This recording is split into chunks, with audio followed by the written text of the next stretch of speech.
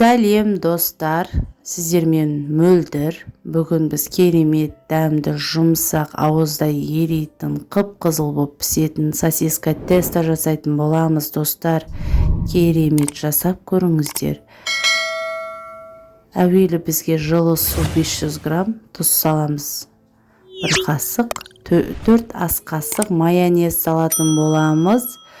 Дрожь саламыз 1 шай қасық. Ұнымызды електен өткізіп осылай салып аламыз.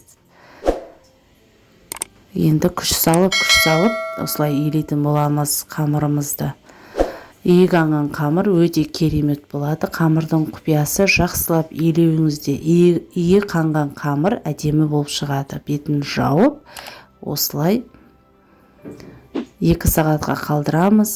Ашыған қамырымызды осылай стемайдың көмегімен осылай жазып шығастарда кесеміз. Енді пышақпен осылай кесіп аламыз. Сосисканың қалаған түрін қолданыңыздар. Өздеріңіз жейтін қалаған фирманы осылай ортасынан бөліп алдым. Мен сосисканы 2-ге бөліп, бір бөлігіне осылай орап шықтым. Пергаментный қағазымыз төселген ыдысымызға саламыз. Осылай орап, әдемілеп орайсыздар достар.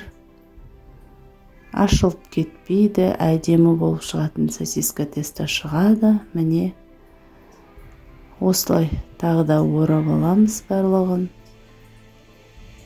Міне енді кішкене бетін жауып, көтерілген күтеміз дағыны. Бетіне бір жұмыртқаны жағып шығамыз осылай. 180 градуста пісіп шықты достар. Міне керемет дәмді.